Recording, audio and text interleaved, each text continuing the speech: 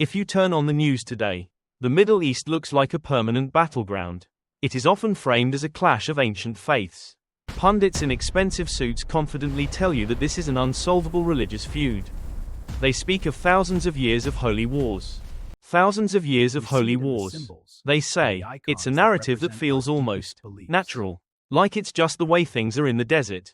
Our little penguin friend here used to believe that too. He was furiously taking notes on ancient texts, trying to find all the answers. He looked at the Crusades, the Caliphates, and the sectarian divides. It seemed so complicated, so spiritual, so deeply rooted in the heavens. But what if I told you that this popular narrative is mostly garbage? Wait, don't walk away. Our penguin is just as shocked as you. Yes, religion is a powerful tool. It's the perfect loudspeaker to rally troops and win public support. It's the why people tell themselves. But if you mute the religious rhetoric and look under the desert sand, you won't find ancient holy scripts driving these modern tanks. You'll find cold, hard cash. You'll find oil. You'll find water. You'll find things that you can actually hold, sell, and fight over. And you'll find geopolitical chess moves that make Game of Thrones look like child's play. It's a high-stakes game for global dominance. To understand the real Middle East, we have to travel back, not to biblical times or the age of prophets, but to a century ago. We're talking about the era of empires, the smell of coal, and the birth of the internal combustion engine. This is where it started. Welcome to the real rules of the game. Our penguin is trading his dusty scrolls for a tactical map and a very sharp pencil. It's 1916, World War I is raging, and the old Ottoman Empire is collapsing like a house of cards in a desert storm.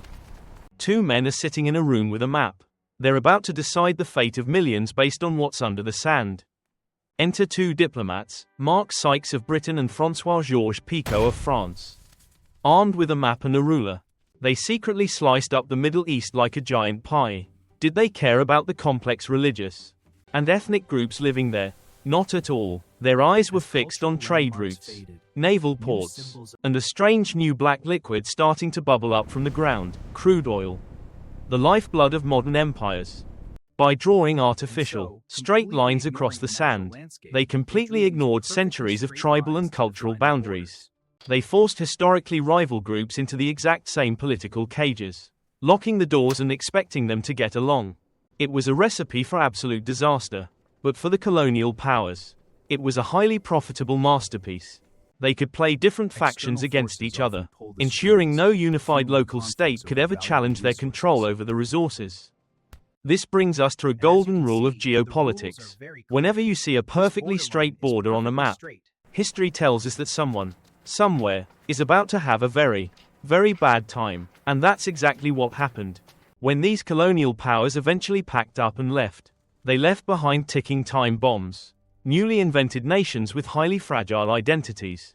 The conflicts that erupted in the decades that followed weren't really about ancient theology or fulfilling sacred prophecies. They were about these newly manufactured nations fighting for pure survival, sovereignty, and control of their own vital resources. They were trapped in a rigged system, designed by men in European offices who never even set foot in the harsh desert. So the next time you hear ancient religious hatred, remember the ruler, the map, and the oil. But that was just the beginning. Let's fast forward. Fast forward to 1990. The world has changed, but the rules of the game, they are exactly the same. Let's look at one of the most defining conflicts of modern times, the Gulf War. A textbook case of resources over religion. It's often painted as a classic battle of good versus evil, a moral crusade to defend a helpless neighbor, or a pure defense of sovereignty. But if you want the truth, put away the history books and let's look at the bank statements. After an exhausting 8-year war with Iran, Iraq was essentially bankrupt. They were drowning in tens of billions of dollars of debt, and a huge chunk of that money was owed to their tiny, incredibly wealthy, oil-rich neighbor to the south, Kuwait. Iraq begged Kuwait to forgive the debt, arguing they had fought the war to protect the whole region. Kuwait looked at the papers and said, no. Furthermore, Iraq accused Kuwait of slant drilling, basically, sticking a giant straw diagonally across the border to secretly suck up Iraq's oil. To make matters worse, Kuwait was overproducing oil, flooding the market. Global prices plummeted. totally suffocating Iraq's fragile, oil-dependent economy. So again, look closely, this wasn't a clash of ancient religious ideologies. There were no holy prophecies driving this tension. This was a desperate, heavily armed nation, cornered by debt, facing total economic collapse and societal ruin. When Saddam Hussein ordered his tanks across the Kuwaiti border in August 1990, it shocked the world, but it wasn't a holy war. He wasn't looking for religious dominance or spiritual expansion. If you look closely at those tanks, he was essentially executing a massive, heavily armed, and extremely hostile corporate takeover of a rival business. By annexing Kuwait, Iraq suddenly controlled a staggering 20% of the entire world's oil reserves. That is a terrifying amount of leverage. The global response was immediate. This wasn't just a local border dispute, it was an international emergency. Operation Desert Storm wasn't launched simply to protect a vulnerable monarchy or uphold abstract international laws. The global economy, deeply addicted to fossil fuels, was facing a massive heart attack. For decades, the industrialized world had built its entire infrastructure around the cheap, uninterrupted flow of black gold. If one nation controlled that much of the Persian Gulf's oil, they could dictate global energy prices at will. Effectively, one man could hold the entire world economy hostage. And the world's superpowers weren't about to let that happen. The US and its massive coalition of allies deployed an overwhelming force. It was the largest military mobilization since World War II. This conflict introduced the world to a terrifying new era of warfare, stealth technology, the invisible ghosts of the sky, and precision-guided munitions. For the first time, the public saw bombs being steered with surgical accuracy into specific vents. The air campaign was absolute. Within weeks, Iraq's massive military infrastructure was reduced to smoking ruins. The ensuing conflict cost hundreds of billions of dollars, a staggering price tag for a few weeks of combat. The war completely reshaped the region's power dynamics, cementing new alliances and permanent military presences. At its core, the 1991 Gulf War was a massive, mechanized dispute over OPEC quotas, debt forgiveness, and the flow of black gold. Religion, it didn't even have a seat at the negotiating table. It was just the background noise. But to see just how deep this pragmatism goes, we need to look at an alliance so secret. It seems impossible. Let's go deeper. If you still think the Middle East is strictly divided by religious lines, let me introduce you to the ultimate geopolitical plot twist. Today, Iran and Israel are known as bitter, irreconcilable geopolitical rivals. Their hostility fills the headlines almost every single day. But before the 1979 Islamic Revolution changed the entire landscape, did you know they were actually strategic allies? Yes, you heard that right. In the 1960s and 70s, under the rule of the Shah of Iran, the two nations were friends. How could a Muslim nation and a Jewish state cooperate so closely? Simple. They shared a massive, common geopolitical enemy. That enemy was the rising tide of Arab nationalism, pushed heavily by countries like Egypt and backed entirely by the Soviet Union.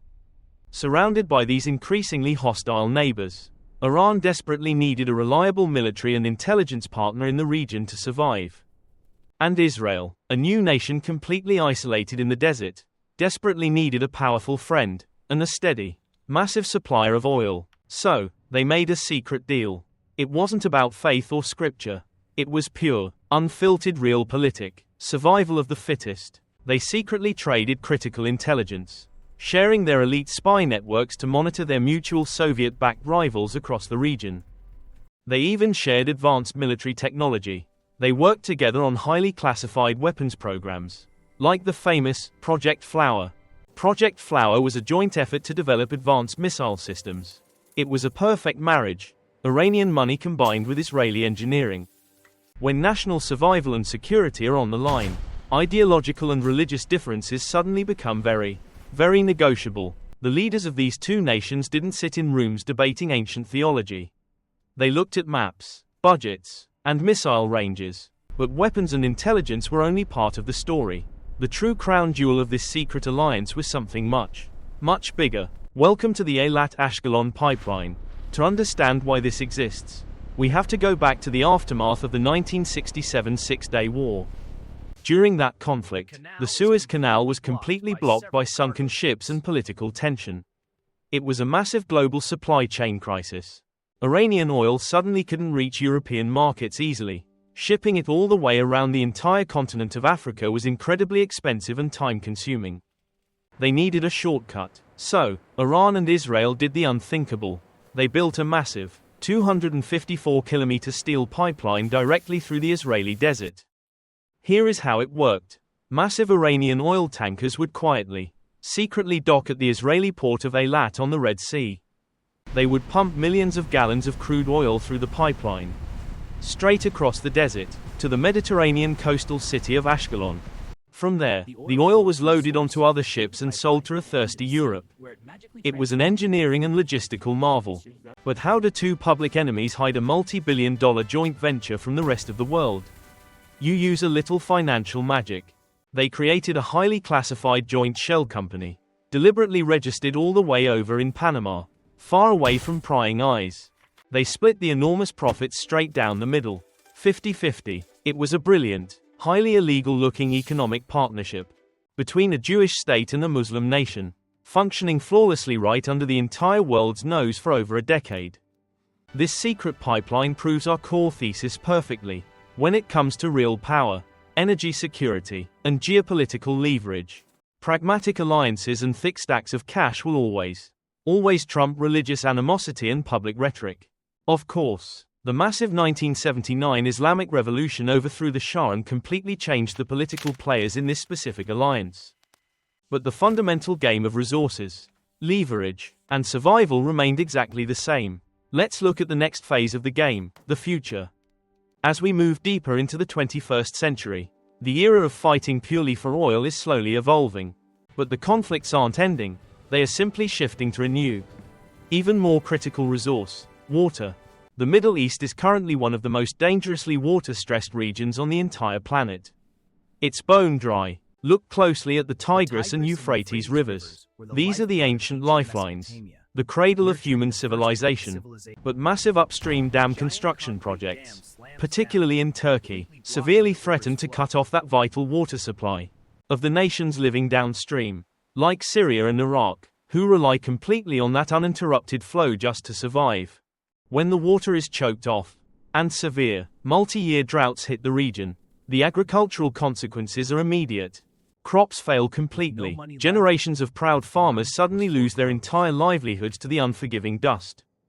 With absolutely no way to feed their families, millions of rural citizens are forced to pack up and migrate en masse. They flood into already overcrowded, struggling cities, overwhelming the local infrastructure, housing, and the very few available jobs. This creates a massive socio-economic pressure cooker, and eventually, you can't contain it anymore. That pressure explodes into violent civil unrest. Many geopolitical analysts now point to these severe, underreported droughts as a massive, hidden catalyst for conflicts like the devastating Syrian civil war. The severe lack of water was the invisible match that lit the powder keg. You can build a modern economy without oil if you try hard enough and use renewable energy. We are doing it right now. But you absolutely, biologically cannot survive without water. Make no mistake, the brutal wars of tomorrow in this region will be fought over the blue gold. And finally, beyond what's under the ground, there is the geography of global trade. The Middle East controls the world's pulse. It controls some of the most critical maritime choke points on Earth, like the Strait of Hormuz, the world's most vital oil artery. Roughly 20% of the world's total petroleum consumption passes through this one narrow strip of water every single day. Then there's the Suez Canal and the Bab el-Mandeb Strait. These are the veins and arteries of the global body. Whoever controls these narrow strips of water controls the pulse of global commerce. They hold the remote control to the world. A modern conflict here isn't just a regional issue. It's a global supply chain nightmare that affects the price of everything.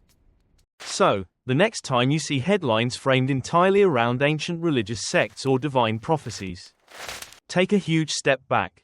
Look for the oil wells. Look for the hidden shipping lanes. Look for the water tables. Religion provides the emotional fuel, the loudspeaker for the masses. But economics, resources, and geography, they are the steering wheel. And until we choose to understand that, we will never truly understand the Middle East. We will just keep repeating the same mistakes. The game is complex, and the stakes are our shared future. But at least now, You know what the real pieces on the board look like. Thanks for watching. Don't forget to look under the surface. See you in the next deep dive.